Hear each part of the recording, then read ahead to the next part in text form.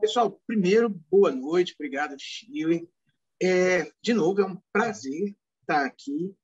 E por que eu escolhi esse tema, Vós sois deuses? Porque eu acho que nós estamos precisando despertar esse lado nosso, que nós estamos precisando entender o poder interno que nós temos e o que nos impede, o que nos dificulta percebermos aquilo que o Cristo fala. Primeiro, vamos tentar entender o contexto. Quando Cristo, em João 10:34, ele fala, vós sois deuses, é porque ele estava sendo acusado de se passar por um Deus, e ele se refere, nesse momento, ao Salmo 82. E ele fala assim, mas vós disseste, vós sois deuses. E aí, lá naquela época, a palavra Deus era Elohim. E que, nos versículos do Salmo 82, nos 3 próximos versículos, ele fala que os deuses que eles consideravam na época eram figuras de autoridades, eram magistrados, juízes, pessoas que ocupavam posições de importância sobre os outros. E ainda mais embaixo, ele falava de 3 significados de Deus. Ele tem autoridade sobre os outros seres humanos, ele tem uma autoridade civil e deve ser temido, ou ele tem o poder e autoridade de Deus e é o seu representante, e é retratado como alguém que pode julgar outros na terra. Mas, nesse momento, o Cristo, quando ele coloca para nós, vós sois deuses, e em outros momentos ele fala, sois capazes de fazer tudo que eu faço e muito mais, é nisso que eu gostaria de me fixar. Na ideia exatamente do que nos é remetido a essa situação. E aí eu gostaria de lembrar sempre a origem, que a Shirley começou a trabalhar com vocês no Livro dos Espíritos lá no início, quando fala do princípio espiritual e do princípio material. Lembra que nós repousamos por milhões de anos nesse princípio espiritual, vindo vamos colocar, da física, que era do átomo, para a química, para as combinações de hidrogênio, oxigênio, depois para a biologia, viramos vegetais, animais, até chegarmos à condição de livre-arbítrio e passamos a pensar, e a partir do momento que nós passamos a pensar, nós começamos a operar a energia material que estava à nossa volta, que a gente chama de fluido. E aí eu, como espírito, alterando essa energia à minha volta, criei uma identidade. Então, eu comecei a exercer poder sobre a matéria. Curiosamente, sobre a matéria que um dia eu fui. Num dia eu repousei nessa matéria. Então, hoje, sobre o meu comando, sobre o comando do perispírito que eu consigo alterar, sobre o comando da minha atividade mental, tudo que está à minha volta se sensibiliza com a minha autoridade. Vamos lembrar que na Grécia Antiga, as pessoas se referiam aos deuses como aqueles seres superiores aos humanos que eram imortais. Mas não eram pessoas sem defeitos. Cada um daqueles deuses eram bem safadinhos. Zeus, o mais poderoso de todos, era safadão.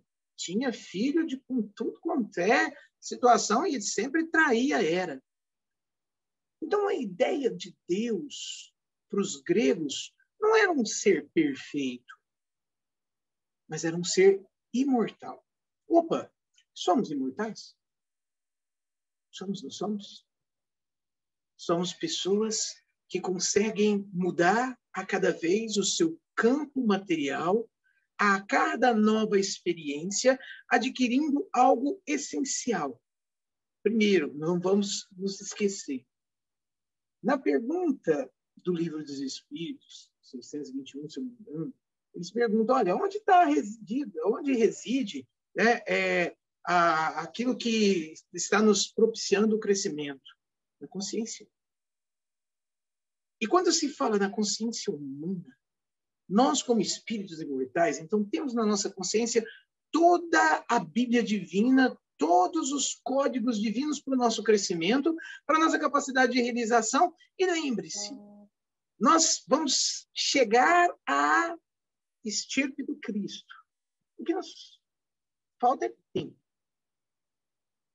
O Cristo, bilhões de anos atrás, retirou a Terra, segundo o nosso amigo Emmanuel, no Caminho da Luz, de dentro de uma abóbora flamejante chamada Sol, e retirou a Terra e começou a propiciar todas essas condições químicas, físicas, biológicas, para que o planeta chegasse onde chegou. Então, o Cristo já era um ser perfeito muito antes da Terra nascer. Ele veio para nos mostrar como será o exemplo dessa perfeição e de toda a capacidade deística que nós temos. Ou seja, não somos o Deus, não somos a causa primária de todas as coisas, mas somos elementos transformadores da realidade dos outros e da nossa própria realidade. Então, dentro dessa perspectiva, o que nós temos que entender? Quando a gente fala de desencarne e de reencarnação, nós falamos de um momento entre uma encarnação e outra, que no plano espiritual a gente chama de erraticidade. O que seria a erraticidade, então? É o intervalo entre duas encarnações. É o período em que, como espírito, você fica entre uma encarnação e outra. Nesse intervalo entre as encarnações, você chegou no plano espiritual primeiro assustado com a morte, até se adaptar, levou um tempo para adaptar-se ao novo plano, o plano onde tudo que você pensava se tornava realidade imediata, por conta da sua construção, da sua habilidade de pensar e alterar os fluidos da sua volta. Algumas coisas eram extremamente materiais para o plano espiritual e você não conseguia alterá-las porque a condensação fluídica dela exigiria uma força muito maior do que a que você detém no momento. Não significa que você não consiga alterar. Significa que com a capacidade vibracional que você tinha, você não altera algumas situações ali. Por exemplo, os muros de proteção das cidades espirituais. Você, como um espírito, às vezes, obsessor, que chega, você não dá conta de alterar aquilo ali. Mas depende da sua capacidade da vibração, você é extremamente bem aceito e consegue adentrar facilmente aquele campo vibracional. A questão é adequação. Então, a questão é você perceber o que você pode, do que você é capaz. Mas, lembre-se, no momento da matéria, na hora que nós voltamos para o nosso corpo, nós esquecemos tudo que nós fizemos no plano espiritual. Nós esquecemos, às vezes, 80 anos nos preparando no plano espiritual, nós esquecemos ao chegar na matéria. Esquecemos. Não existe apenas latente um esquecimento que é oportuno para nos dar novas oportunidades, novas escolhas ou reencarnações compulsórias. Mas, segundo o Emmanuel, nós pedimos esses recursos que nós temos hoje.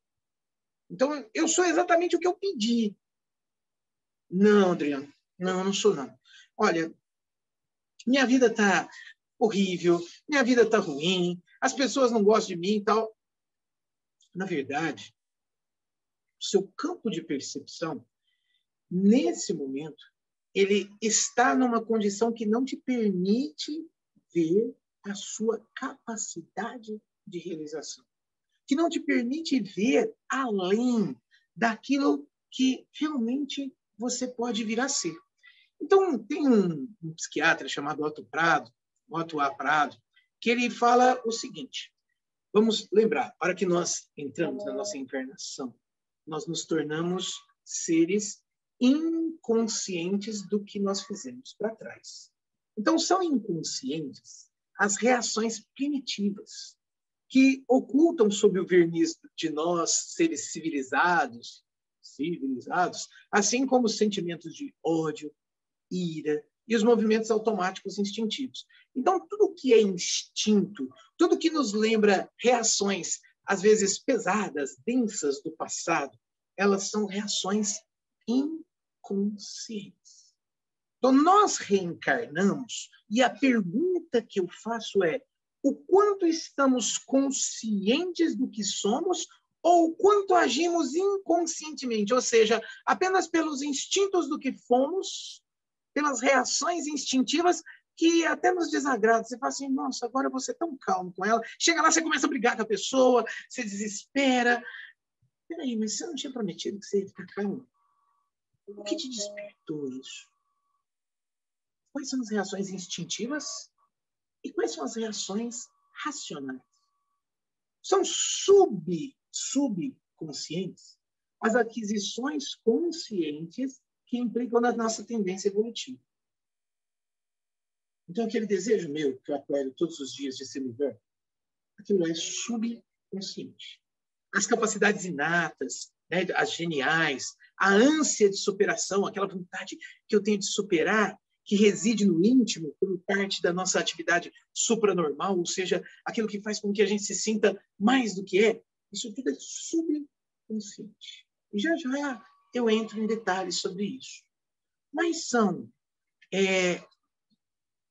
conscientes no estado atual em que a gente se encontra como espírito, ou seja, a minha encarnação agora, o que eu estou falando com vocês, eu estou falando de maneira consciente. É agir no presente com inteiro conhecimento do que faz e pensa. Agora, a pergunta que eu faço, quanto tempo por dia nós agimos com inteira consciência do que fazemos?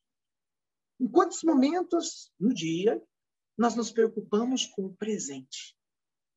Eu estou, às vezes, ali, sou médico, estou operando um paciente, estou pensando no próximo, ou eu estou pensando no que vai acontecer, no tanto de trabalho que eu ainda tenho, na minha família e tal. Em que momento nós estamos focados no presente? Em que momento nós estamos focados no que nós temos que realizar? Então, nós agimos de forma consciente, porque a cada momento que agimos de forma consciente, nós conseguimos ativar todas as nossas potencialidades de deuses que somos e podemos alterar tudo à nossa volta. Ou seja, se eu agir com consciência completa como espírito nesse momento, eu consigo alterar o que eu quiser do meu corpo, porque ele vai obedecer. Adriano, não entendi. Calma que a gente chega lá. Então, o inconsciente, lembra? Daquilo que ficou para trás, aquilo que eu não consigo resgatar, mas que vem instintivamente. Né? Consideramos o inconsciente, o subconsciente e o consciente como estados da atividade espiritual, né? Como maneiras de agir do espírito. Então, o inconsciente ele deve claramente ser separado do subconsciente. E por isso deve ser encarado como um ressurgimento do primário ou de épocas passadas do ser. Então, inconsciente, nosso eu antigo. Sabe, todas as tranqueiras que eu fiz como espírito, tudo que eu fiz para trás, todas as bagaceiras, todas aquelas perseguições que eu fiz no passado, aqueles franceses falidos que nós fomos, tudo isso, todo aquele lado nosso perverso, mal, instintivo, que reage, ele tem a ver com o nosso inconsciente. Ele tem a ver com o nosso inconsciente. Agora, todas as nossas reações, que representam a compreensão de conteúdos conscientes na trajetória do espírito durante o processo de evolução biológica e que envolve o nosso animismo, ou seja, nossa matéria, nossa captação das informações, dos pormenores, dos fatos ocorridos, deixando um pensamento orientado. Isso diz respeito ao subconsciente, ou seja, é aquela programação que eu faço. Então, como eu tento me programar. Então, meu inconsciente é aquele lastro do passado que vai se perdendo na ascensão espiritual. Adriano, o que você quer dizer? Que quanto mais eu evoluo, menos eu tenho uma relação com o meu lado instintivo, que agora, na neurociência, a gente vai lembrar o arqueocórtex, que é a parte instintiva, aquela parte que que é igual do animal, e eu vou começando a deixar um pouco de lado isso e uso apenas para situações de defesa, né? Mas eu ativo o meu neocórtex, eu ativo a minha parte do ser que é capaz de raciocinar o agora, esse momento, e me entendo como um ser presente, como um ser que está vivendo o aqui e o agora. Esse seria o meu consciente. Então, o meu inconsciente, ele vai lembrando a minha situação anterior. E ele é um ato psíquico, não deliberado, tá? Não é deliberado. Ele é proveniente da nossa anterior experiência orgânica, trófico, vital. Então, eu posso até ter reações inconscientes da minha infância, dessa encarnação. Eu posso ter reações inconscientes do meu ódio na infância, na adolescência, nessa encarnação e nas outras. Agora, se dizemos o ser inconsciente, nós nos referimos ao indivíduo que organicamente é considerado aquele que não consegue transcender o seu psiquismo, aquele que não consegue ir além das situações orgânicas. Eu como mais do que todo mundo. Eu bebo mais do que todo mundo. Ou seja, eu apenas satisfaço a matéria. Eu não consigo me conter. Eu não consigo ir além. Opa! Você está ignorando todo o seu lado Deus.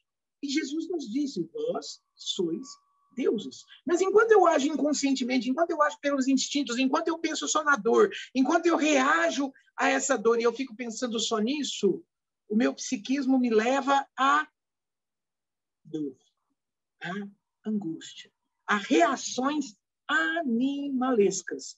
E aí, realmente, eu estou longe de ser Deus.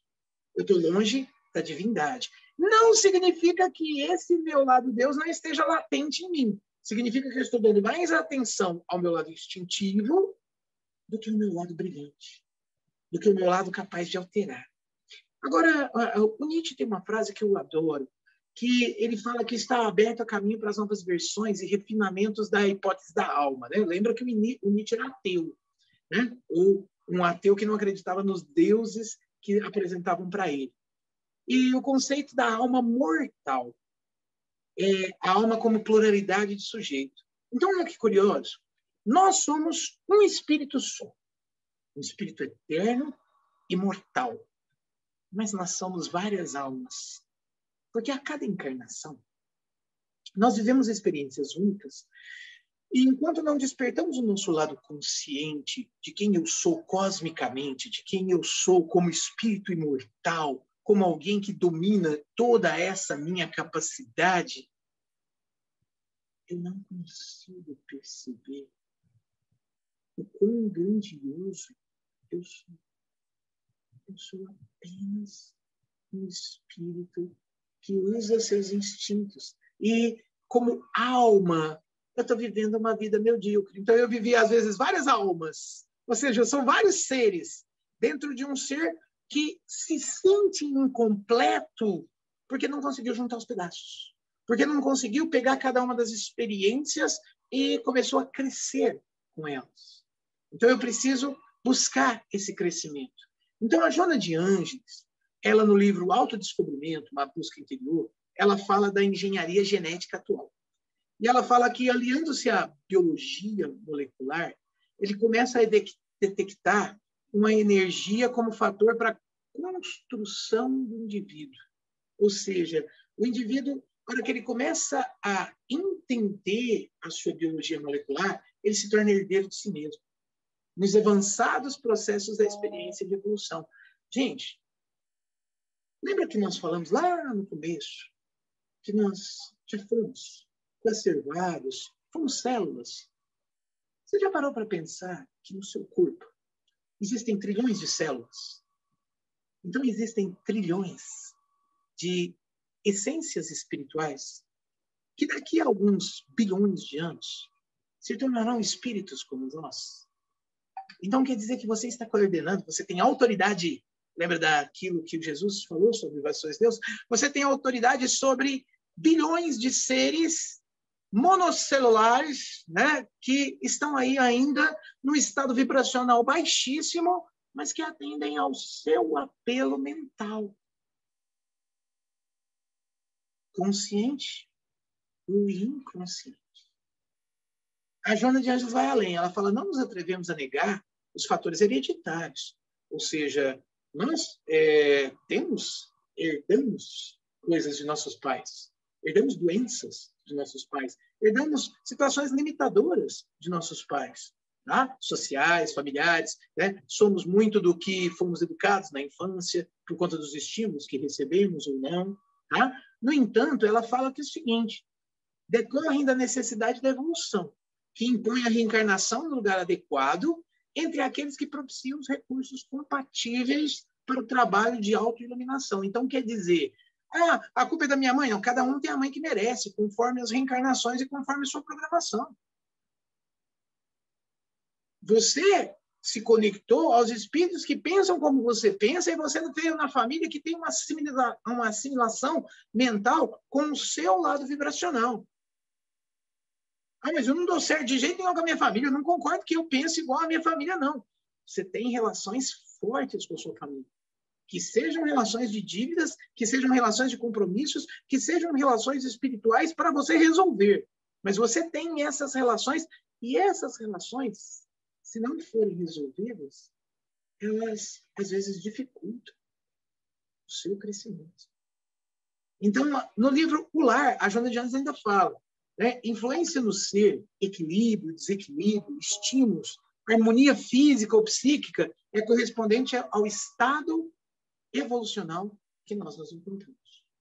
Então, se eu estou com muita dor, se eu estou com muito sofrimento, se eu estou com muita angústia, é porque eu deixo me levar muito pelo meu inconsciente, eu reajo inconscientemente, eu não acredito na capacidade de superar essa dor, eu não me percebo como aquele que pode coordenar, inclusive, as células a meu favor para aumentar, por exemplo, a minha imunidade, com aspectos como fé, com aspectos como caridade, tolerância, paciência, que são atributos que a alma vai adquirindo ao longo das encarnações e que, se usa conscientemente, começa a eliminar esses fatores inconscientes, porque, por exemplo, a raiva, ela leva você a alterar todo o seu lado perispiritual.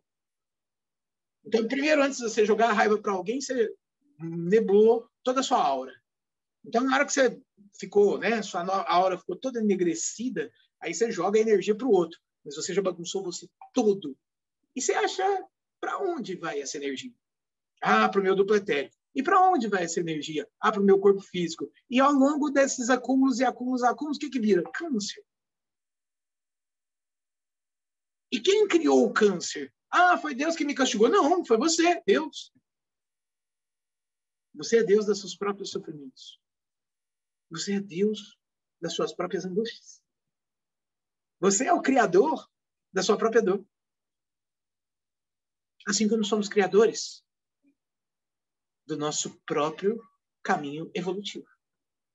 Então, a experiência do autodescobrimento, da capacidade de entendermos a nós mesmos, de largarmos esse lado inconsciente profundo e começarmos, pelo subconsciente, a atrair o nosso lado consciente, faculta identificar os limites, as dependências, as aspirações verdadeiras e as falsas, e os embustes que o nosso ego nos traz. Não, mas eu não posso ficar isso, porque aquelas pessoas me odeiam.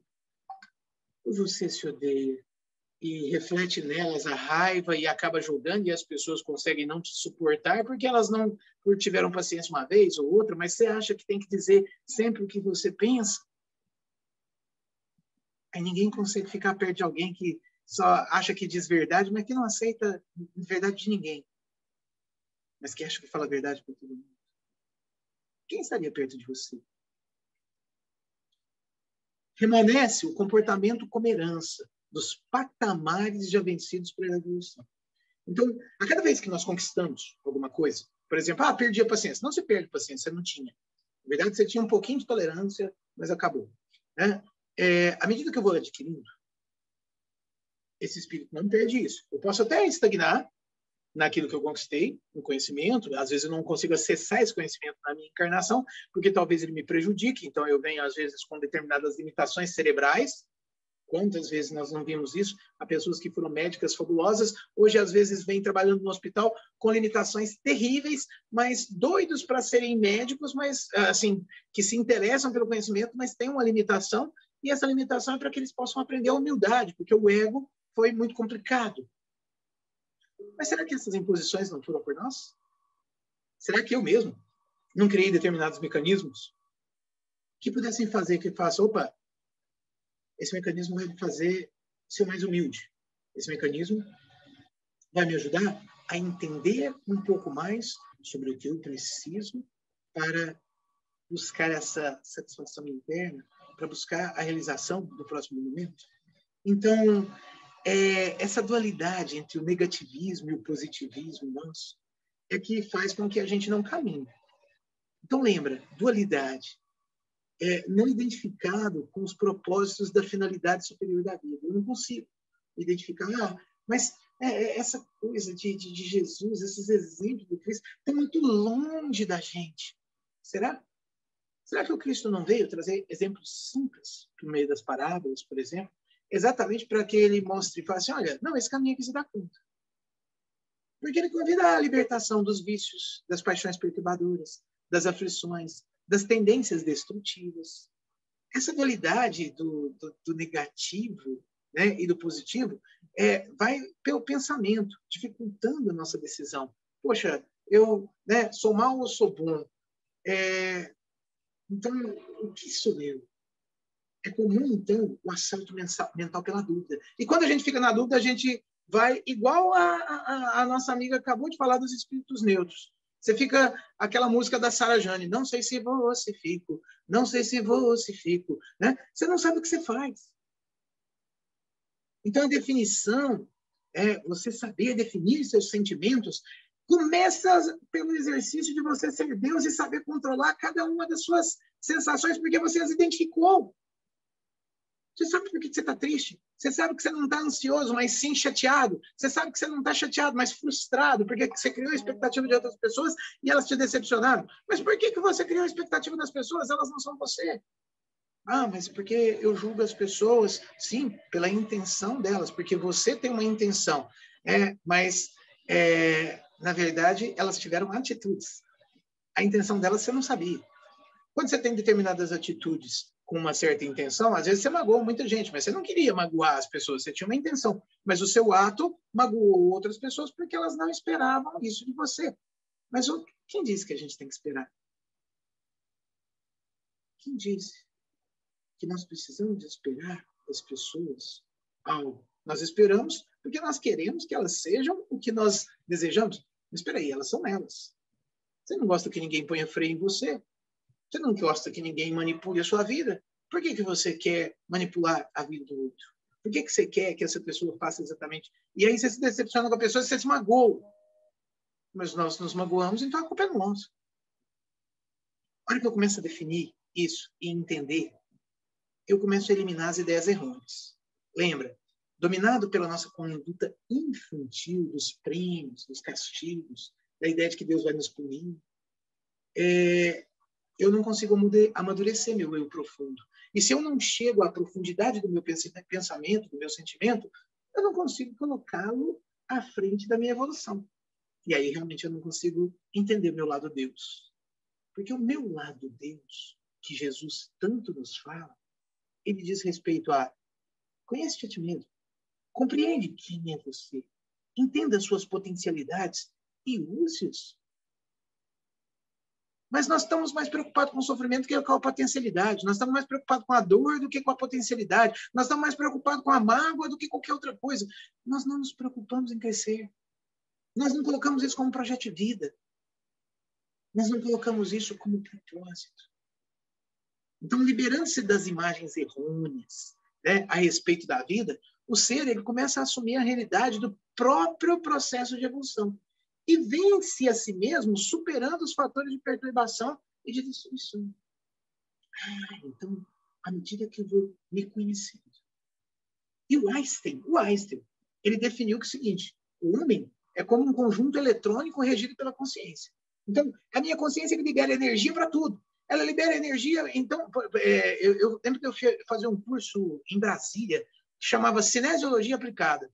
O cara mostrava que o nosso corpo, ele é um complexo energético. A hora que eu, por exemplo, eu fico frustrado, eu não dou conta de pensar numa coisa, a hora que eu vou ter uma atitude, eu perco toda a energia do meu corpo. Então, meu corpo não reage energeticamente para aquilo.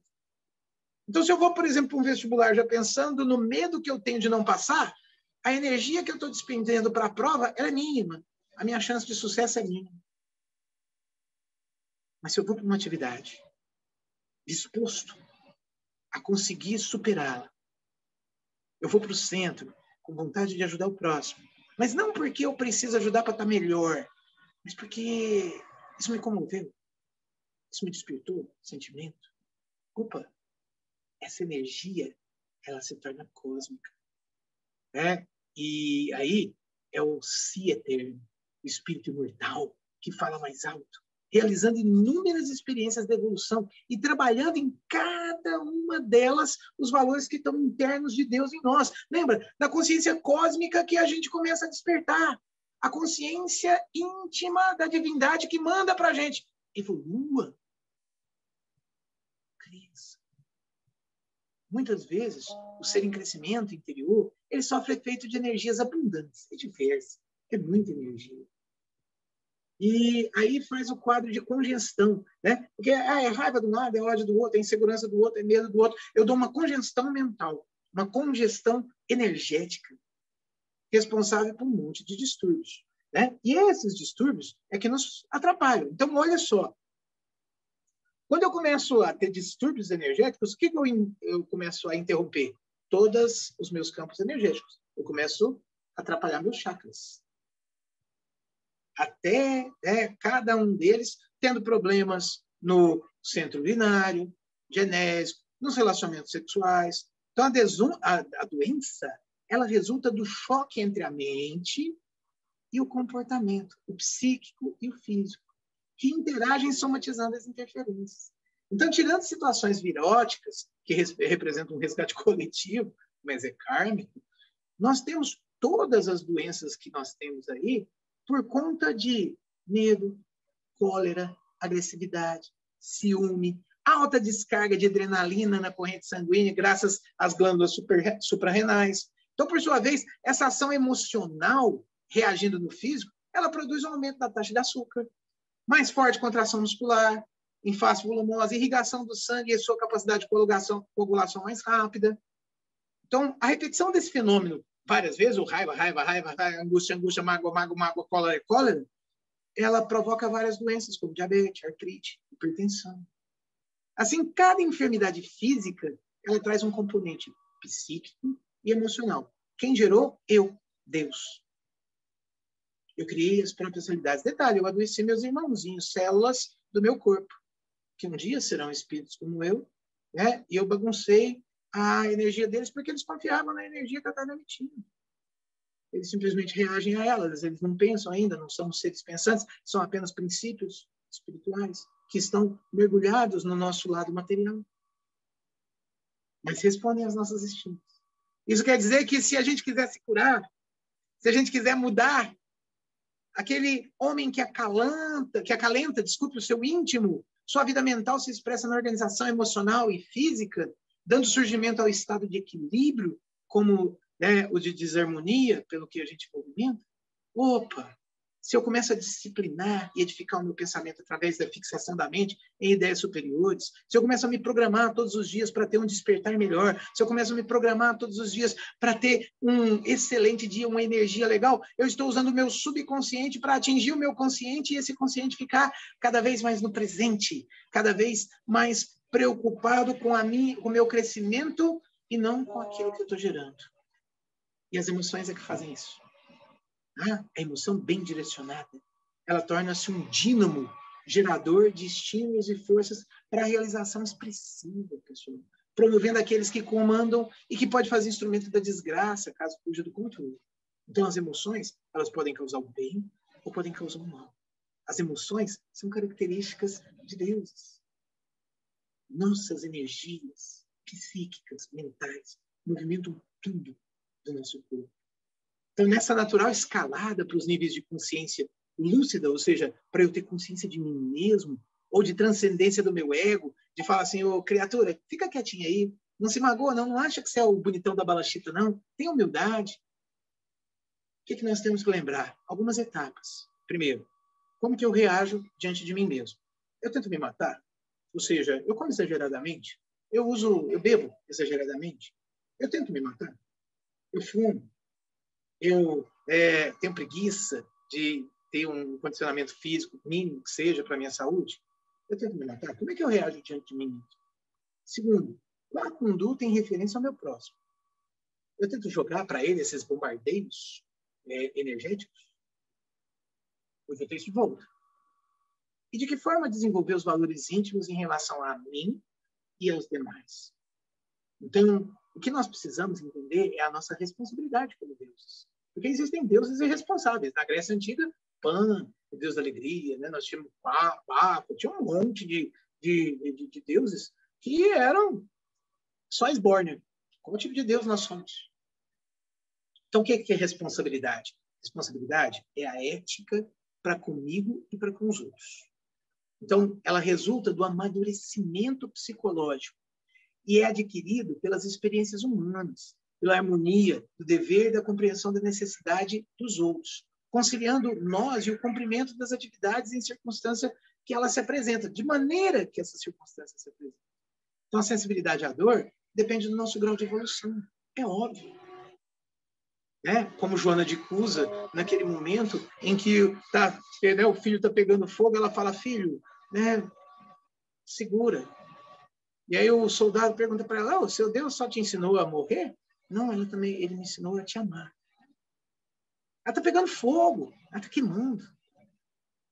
Mas à medida que a gente progride, a gente sai desse mecanismo, né, dos fenômenos, a gente adquire responsabilidade na decorrência da conscientização da nossa realidade.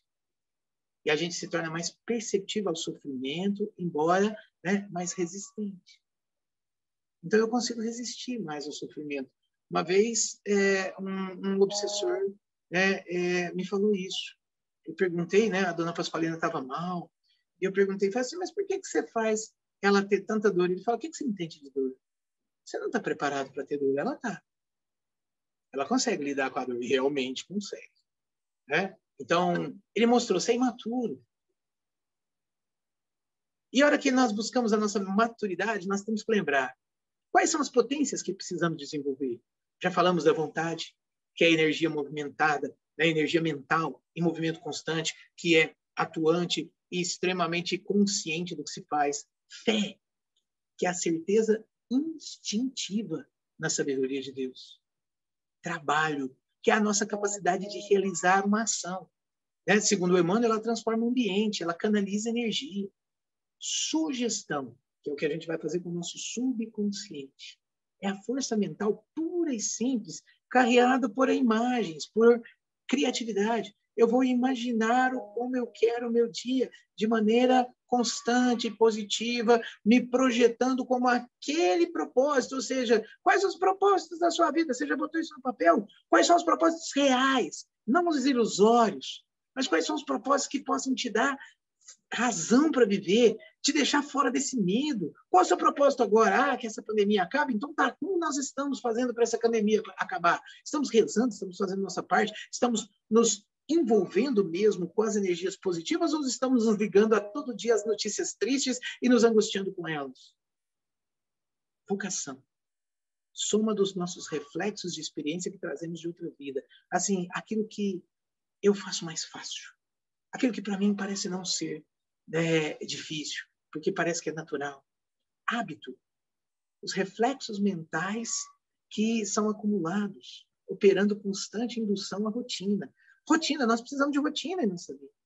A rotina do bem, a rotina de ler o evangelho todos os dias, a rotina de se ligar à espiritualidade antes de dormir, a rotina de fazer uma prece sincera. Dever, submissão a, né, que nos cabe certos princípios estabelecidos pela lei da própria sabedoria divina. Ou seja, dever para comigo, para com a minha consciência íntima. Humildade, reconhecer nossa insignificância perante o Criador. Eu reconheço minha capacidade, tá? Eu não nego a minha capacidade, mas eu também não me acho melhor que ninguém.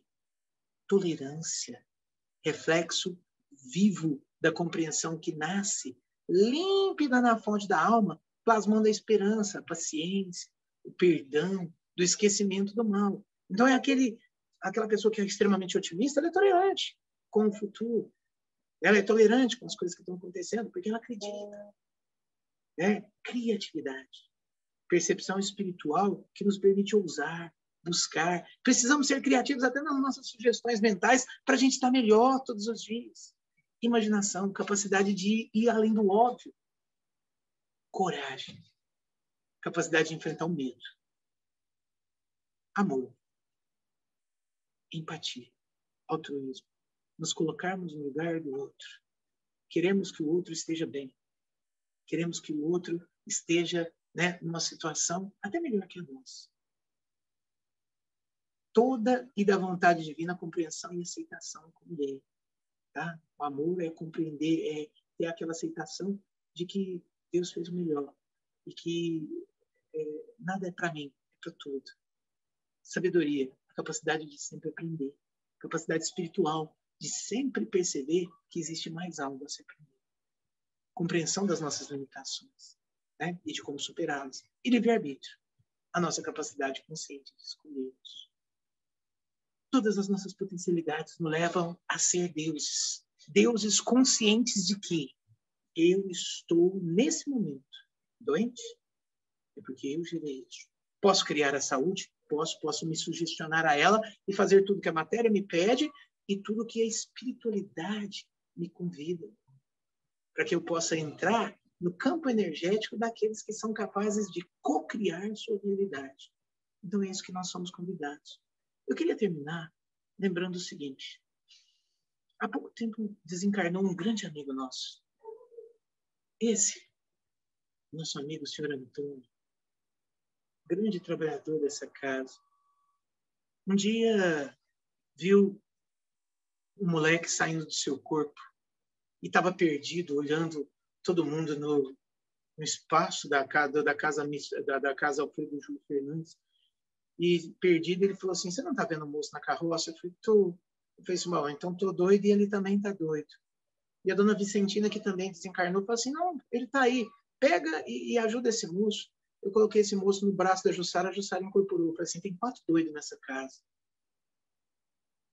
Esse cara me ajudou a sair de um momento em que eu tinha 5% de chance de sobrevivência, estava numa UTI. Na hora que eu voltei para a reunião mediúnica, eu estava perdido e estava desdobrando. Ele me ajudou a me conduzir, entender a minha potencialidade como médium e equilibrar a minha mediunidade por me esclarecer. Mas sabe quem é esse cara? Era alguém que andava com as pernas travadas, que tinha cadeira de roda, que estava todo arrebentado, mas que todas as oportunidades que tinha estavam no centro. Que eu nunca vi reclamar. Que ia lá no morador de rua e nos ajudar a perceber todo o trabalho, mesmo com todas as dores incríveis que sofria. Porque ele descobriu a doutrina e ele contava do amor que ele teve para a doutrina a partir do momento que ele viu o evangelho, né, quando ele estava numa casa de loucos. Esse nosso irmão, ele compreendeu o seu lado Deus. E ele nos convida também a percebermos que nós podemos, como ele, ao invés de reclamarmos, seguir nossas potencialidades, compreender a nossa força, a nossa luz, nossa capacidade de ir adiante, mesmo diante de tantos problemas. Tudo pode ser superado. Como vocês imaginam que ele está do lado de lá? Como vocês imaginam que irão chegar na erraticidade novamente, com a ideia do que eu cresci e comecei a despertar mais o meu lado Deus, ou ainda estou na instintividade e prefiro permanecer na mediocridade de não saber as potencialidades de quem sou? Muito obrigado de novo pela nossa oportunidade e até um próximo encontro, se ele ocorrer. Grande abraço a todos.